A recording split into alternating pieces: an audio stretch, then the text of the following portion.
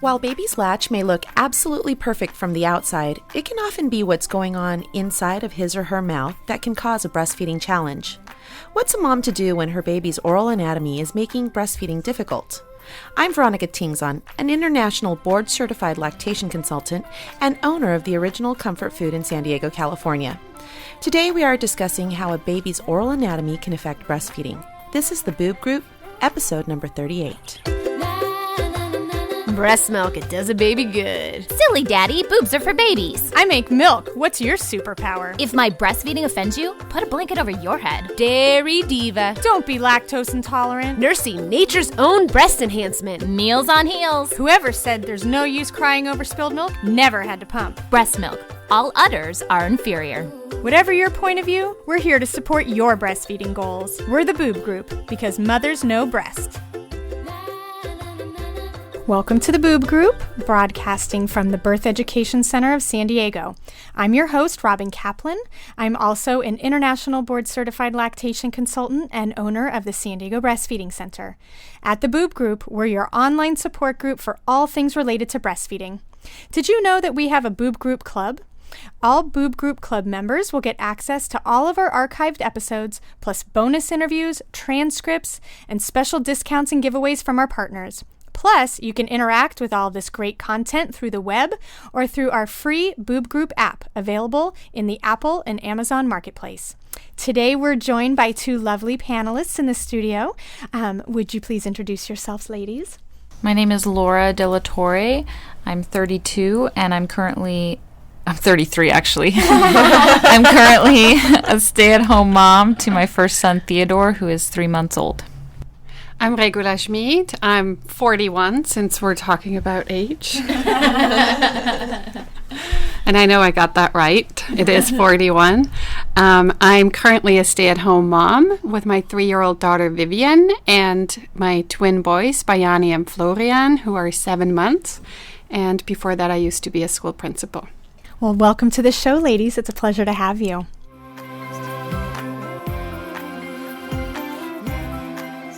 So we have a comment from one of our listeners, and it's from Samantha from Kentucky.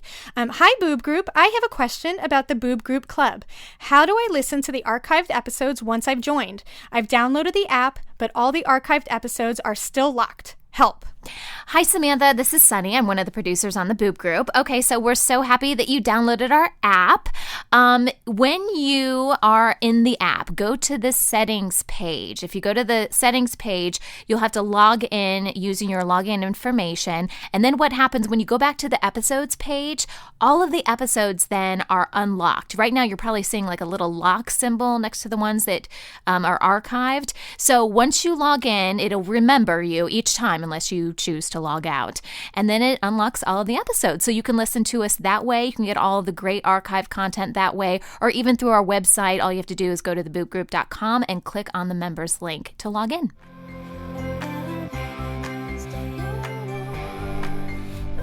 Today on the Boob Group, we're discussing how a baby's oral anatomy can affect breastfeeding. Our expert, Veronica Tingzon, is an international board-certified lactation consultant and owner of the Original Comfort Food in San Diego, California. Thanks so much for joining us, Veronica, and welcome back to the show. Well, thank you for having me. Sure. I appreciate it. Sure. So, Veronica, what are some anatomical anomalies that can affect the way a baby breastfeeds? You know, there's several, but the ones that are most common or most prevalent in breastfeeding is the first one that everybody's heard of is the tongue tie, which I know you had Dr. James Ochi over here, and he talked about tongue tie and where the placement of that frenulum, which is the little band underneath the tongue, how it's placed, the thickness of it, how it moves. There's also the labial frenum, which is the little band underneath the upper lip, tying the upper lip to the gum. And then there's things that are a little bit less talked about, but still very common.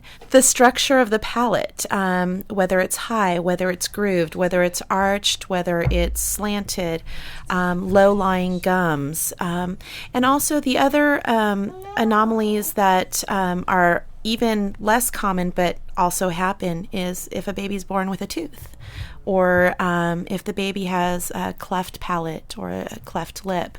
So those are things that you can look at as anatomical things that can cause difficulties to breastfeeding. Okay. And ladies, how did your baby's oral anatomy affect breastfeeding, and was it a challenge right from the beginning? Regula. All three of my babies were tongue-tied. Vivian was born tongue-tied so severely that she couldn't move her tongue at all.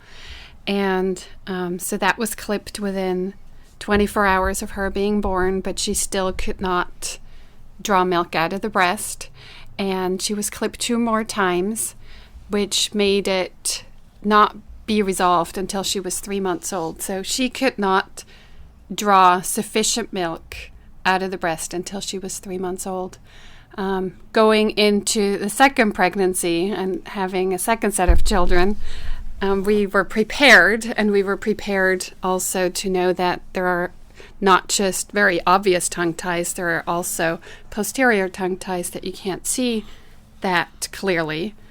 And so we had the boys checked out immediately when their output after birth was not sufficient. And sure enough, they were both tongue tied as well. They each had a posterior tongue tie. When that got clipped, they instantly started peeing and pooping just fine. So they've been nursing like champs since then. It's amazing how quickly it resolves that. Yeah. It can, for sure. And again, but you did recognize as well that even with Vivian, having the tongue clip does sometimes take a while as well, which is so hard because there's no way to even be able to predict how soon after a clipping a baby will be able to nurse. Effectively, I should say. Yeah, exactly. One of the things that I've noticed in my practice is that, especially with who you go to clip the tongue, whether you go to a pediatrician, an ENT, somebody who's done a lot of hours in clipping a infant's tongue, not an older child who's doing it for other purposes like, speech impediments or things like that, what'll happen is that they don't clip it far back enough. So oftentimes what happens with the forward anterior tongue tie, what Vivian had, it leads into a posterior tongue tie, and they just only clip that forward frenulum and don't do anything about the back. And then you're still left with a baby who can't use their tongue properly. Yeah. How about you, Laura? What was your son's oral anatomy like, and was it a challenge right from the beginning? His ability to latch on was a problem from the beginning. Once he did latch on consistently, starting when he was about 16 days old, it was about 4 days into breastfeeding at that point that I sought out the evaluation for a posterior tongue tie because it became super painful. Nursing became excruciating, actually. And I actually had called you, Robin, and you suggested the evaluation for the posterior tongue tie. So we did get that clipped with Dr. Ochi, and then he went back to not wanting to latch for another 6 weeks of not wanting to latch. And then now that he's been latching, there's no more pain like that at all. So obviously there was definitely other issues with latching, but then the posterior tongue tie also was affecting his ability to breastfeed. And Veronica, since we're mentioning Dr. Ochi and the fact that he did, we interviewed him on this show quite a while ago. How can you explain how does a tight frenulum affect breastfeeding, and do they always need to be clipped? Let me answer the First last part. question, Sure. the last part first. Tongue ties do not always need to be clipped. The frenulum can resolve itself. It can start stretching out. The baby can start learning how to work around his or her quote unquote impediment, and they can figure it out. When you're looking at a baby who is just not figuring it out, they're just smacking the chin up and down like a piston versus making the jaw movement in an elliptical fashion, you can kind of pretty much tell who's going to be able to transition and who's not going to be able to. And so those are the ones that I refer for an evaluation for the tongue tie. But the reason why a tongue tie doesn't allow the baby to strip enough milk from the breast is because the baby's not able to stretch the tongue far out enough.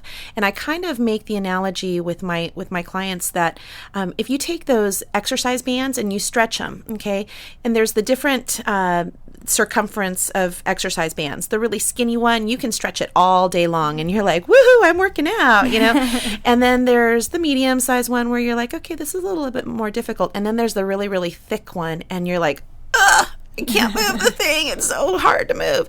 And that's kind of what I tend to look at tongue tie like. There's the one that's really pliable and elastic and it's placed in the right perfect sweet spot that you can move the tongue. And then there's the one where, oh my gosh, it's thick, it's inelastic, it's fibrous, it's placed in a place where it does not allow for free movement of the tongue, and that's where you get into your problems. Okay. And something that I see in my practice, and I'm sure you do as well, is that oftentimes tongue ties and lip ties go hand in hand. And so why would a tight upper lip cause a breastfeeding problem? And is there anything a mother can do to encourage her baby's lips to flange out? Yeah.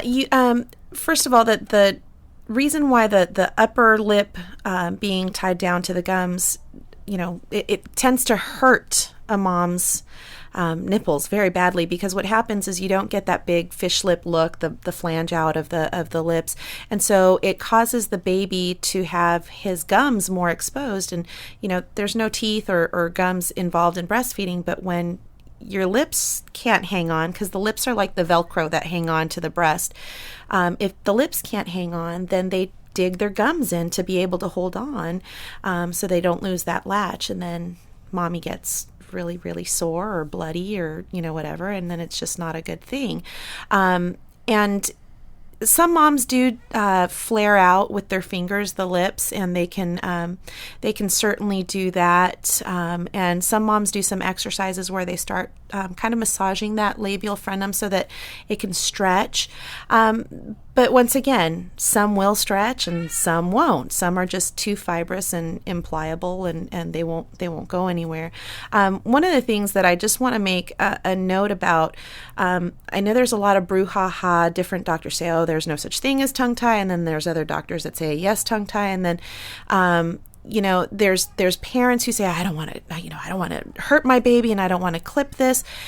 But you've got to understand that both the tongue tie and also the labial frenum, this is not just a breastfeeding issue. This has implications beyond just breastfeeding, and so if the baby's having difficulty with undulating their tongue for breastfeeding, they're having difficulty undulating their tongue to swallow, which can cause a lot of choking.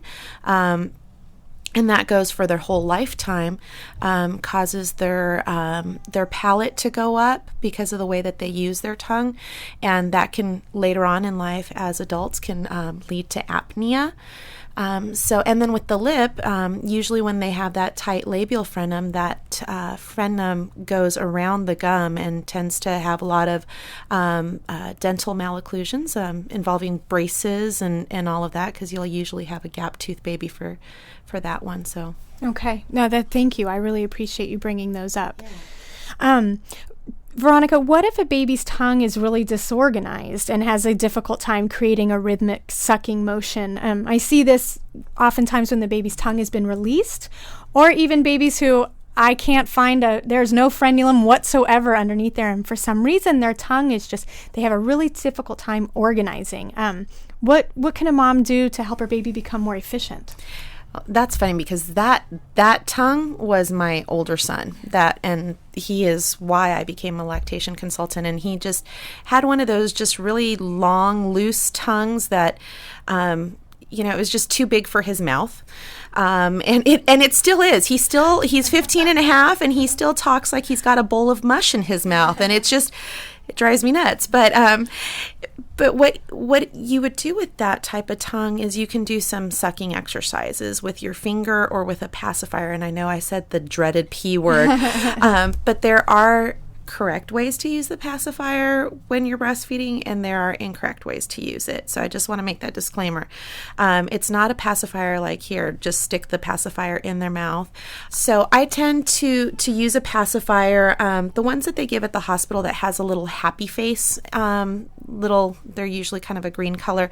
What I do is I stick my finger into, there's like an orifice, opening on the back side of it, and what you can do is you can actually coax the tongue down with the pacifier nipple, and you would coax it down and kind of try to draw it outwards, and then kind of wiggle it back in, and then coax it down again and bring it outwards. That's one way. You can do that with your finger also, but I tend to find that the pacifier works a little bit better because you don't have to use as much pressure with your finger to do it. It's a little bit more gentle. And so it's almost like a tug of war.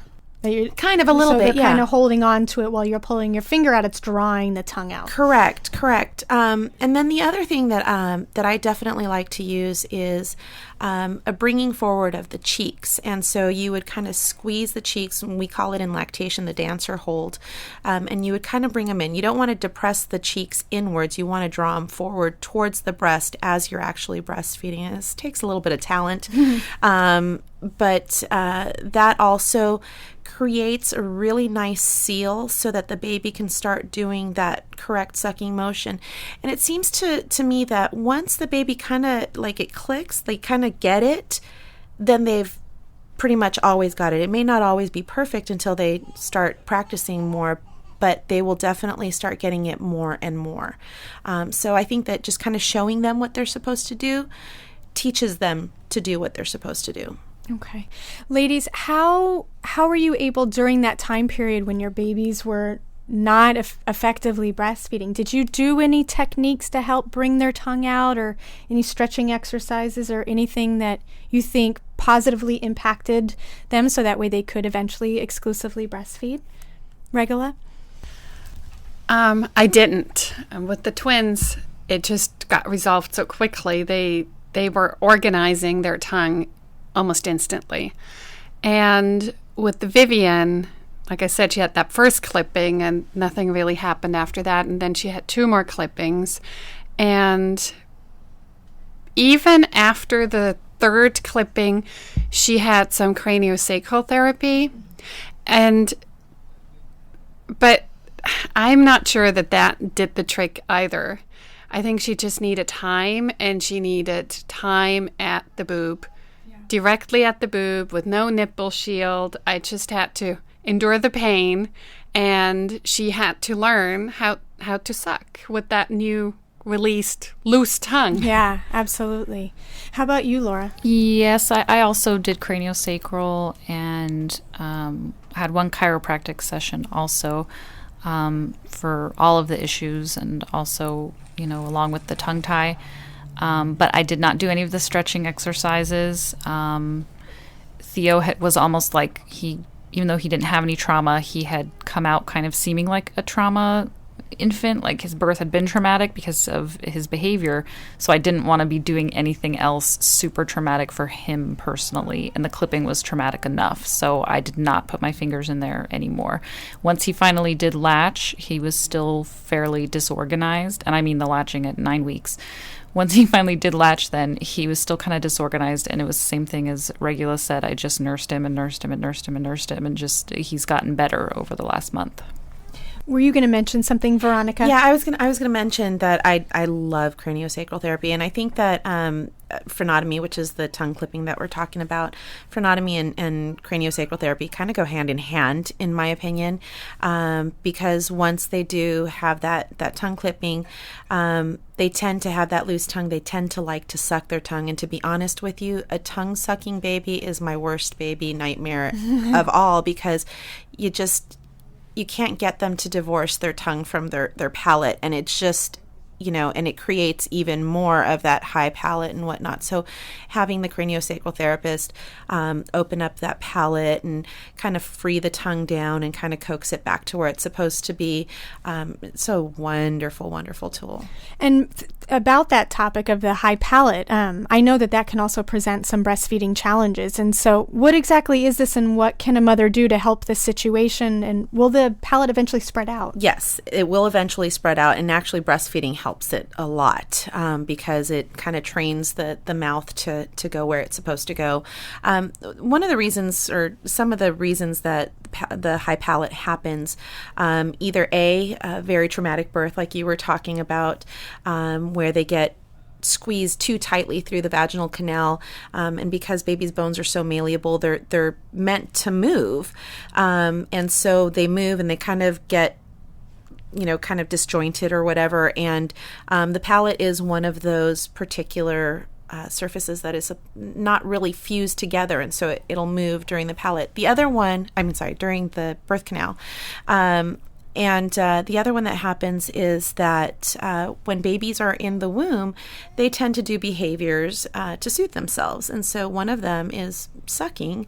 And so either they'll suck their thumb or they'll suck their tongue in the womb. And the one who was sucking their tongue in the womb is usually the tongue-tied one that comes out and sucks their tongue outside of the womb, and they're the ones that tend to have these problems, and it kind of all fits together in a nice little box, that painful nice little box, but they kind of go hand in hand. Okay. Well, when we come back, Veronica will discuss what a mother can do when her baby is dealing with a weakened suck and other anatomical issues. So we'll be right back.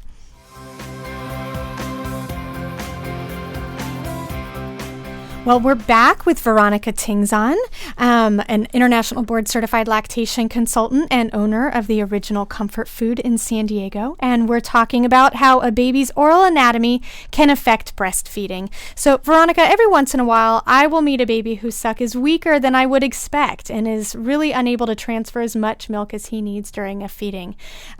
What can cause a baby to have a weakened suck? There's a couple of different things. One of them is birth trauma. The fact that their jaw can be offset, where one side is protruding further forward than the other, and everybody has that.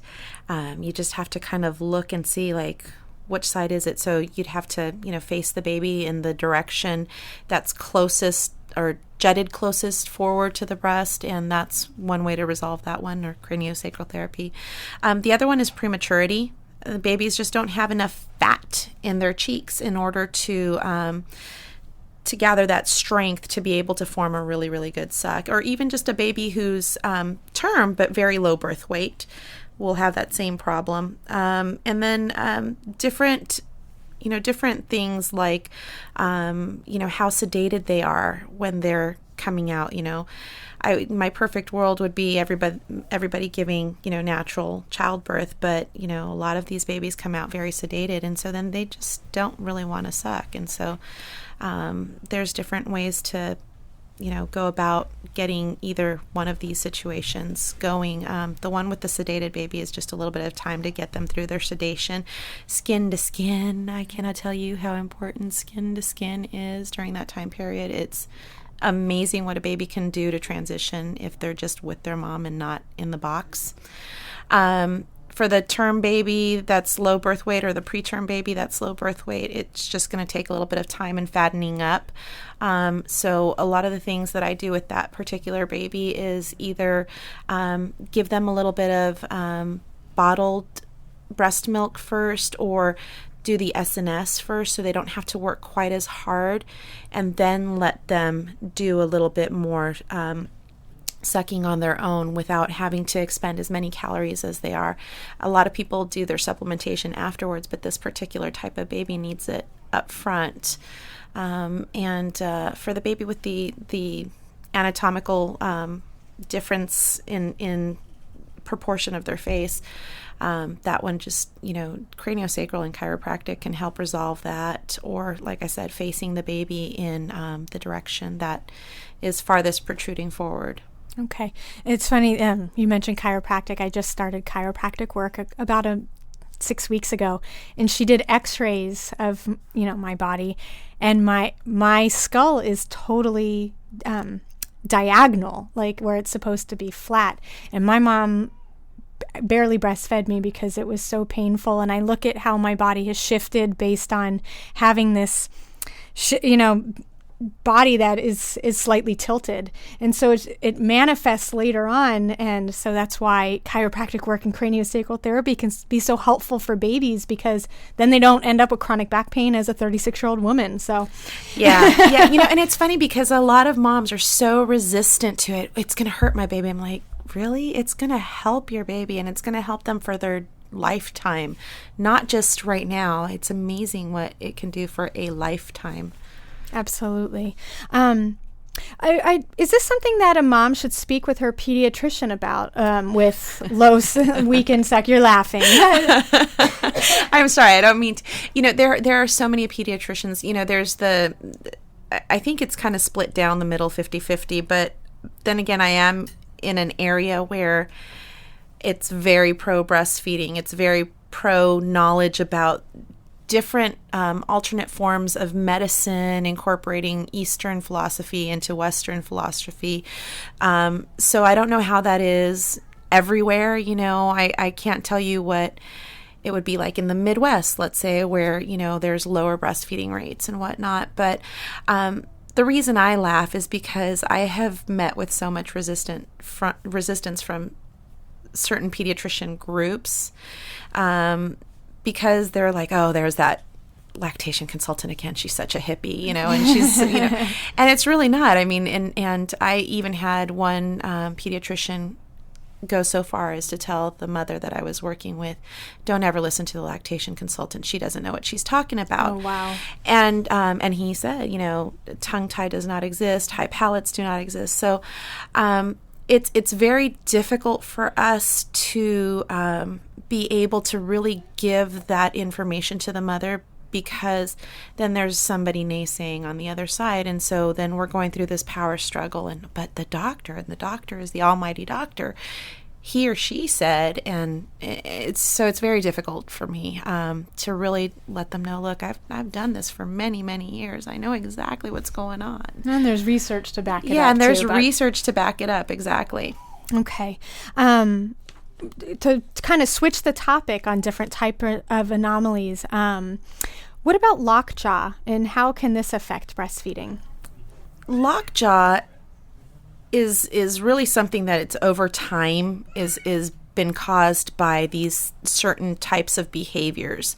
The lockjaw, for example, is from a lot of the time that tongue sucker, once again, has that tongue placed up on the top of the palate, and they tend to squeeze the TMJ, which is the temporomandibular joint, which is basically the hinge of the jaw, and so because they are so tight there and they don't drop down that jaw, it becomes this very tight thing that later on in life will be a chronic problem and cause lockjaw and whatnot. So what can a mother do to remedy this situation, and who should she be talking to about this? She can do a little bit of massage on the TMJ, circular massage, to kind of help open the baby's mouth up. And those sucking exercises that we talked about with the pacifiers or the finger, that's a great one also. You can also do those same sucking exercises, believe it or not, with a bottle. You can't really do them on the breast because the nipple of the breast is too soft to be able to ply the baby's mouth down. But the person who you'd want to refer them to is, once again, either a craniosacral therapist, a chiropractor, an osteopath also can help them with that. Is this something an occupational therapist or a pediatric occupational therapist might help with? They can. The one thing about occupational therapists is that they are looking at it most of the times more from the bottle feeding standpoint, and that's fine. There are some occupational therapists that direct it towards the breastfeeding component also. And as a matter of fact, at my hospital, we have an incredible occupational therapist who's also an IBLC, or International Board Certified Lactation Consultant, and she's incredible, and she does get these babies. She gets micro preemies to breastfeed. Wow. Yeah. And then our last topic of the day, which obviously deserves its own episode, but the cleft palate and the cleft lip. What are the chances that a baby with one of these would be able to breastfeed?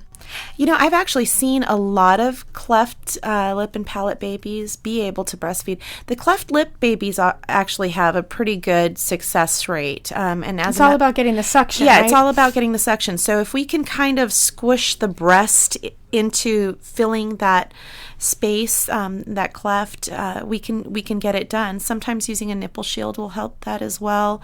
But sometimes the cleft palate baby has a more difficult time, obviously, because you can't get that negative pressure when there's an opening there. A lot of the times we have those moms pump and just continue to pump until that baby can have that cleft resolved, and then hopefully we can start doing some breastfeeding at that point in time. But then again, that's up to that baby. Absolutely. And before we end, I would just love to ask our panelists, because obviously you spent a lot of time working on breastfeeding with your children, 9 weeks, 3 months, to where they finally became efficient. What kept you going? And, I know you're laughing, right? But how did you keep going? Because I know that I see this with the moms that I work with, how overwhelmingly emotional it is to continue at something that is not yet met where it needs to be, and be comfortable. So what kept you going, Laura? I don't know. Sheer stubbornness, right? It was. I tell people I'm just a little crazy and a little stubborn, and I just felt like exclusive breastfeeding was my goal, like prenatally, and it never occurred to me that wouldn't happen. So when it wasn't happening, I just felt like there was just no other option. And I would just tell him that all the time, too. This is non-negotiable. So I also had a lot of support from other moms texting me every day and asking me how I'm doing, and the donor milk, and my midwives and lactation consultants. And so the breastfeeding community itself was really, really supportive, and that helped a lot, too. How about you, Regula? Well, I was at first told that I had no milk, and that's why Vivian wasn't able to get milk, and I never believed that. I didn't think that my body couldn't do this. So I was confident in my body that my body could do it. And then when I was told that she had a posterior tongue tie, as well as, that it wasn't just taken care of with clipping the anterior one, that was a little bit of a relief because it gave me new hope. So I went from hope to almost no hope, but still going to a little bit of new hope, and then almost no hope and a little bit new hope with the third clipping. And I just thought of it as a lesson that I was teaching my daughter. We never give up. And I remember nursing her or attempting to nurse her, sitting on the couch saying, "Vivian, we will never give up." And we didn't. And she's 3 years old and still nursing. Oh, yeah. She is a doll. She is. Well, thank you so much, Veronica, for your insight into how a baby's oral anatomy can affect breastfeeding.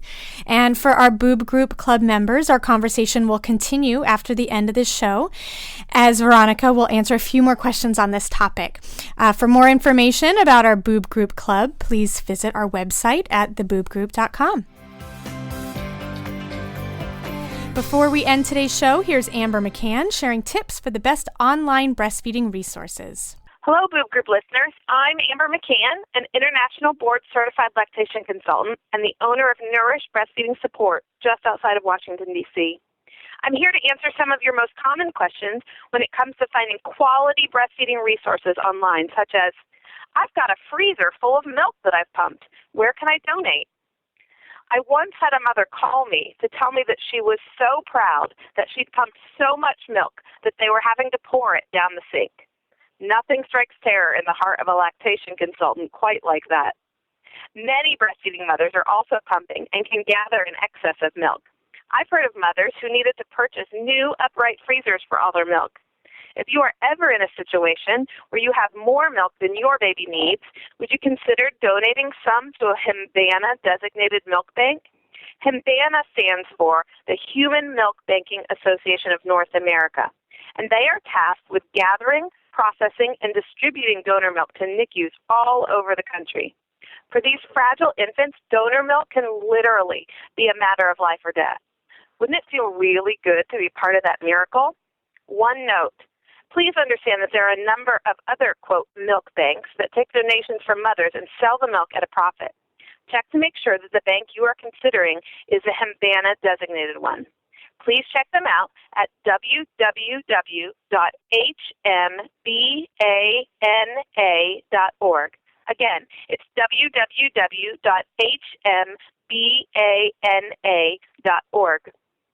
Thank you for listening. I'm Amber McCann, and I'd love for you to check out my website at www.nourishbreastfeeding.com for information on my business and a little bit more about where to get connected with great online breastfeeding support.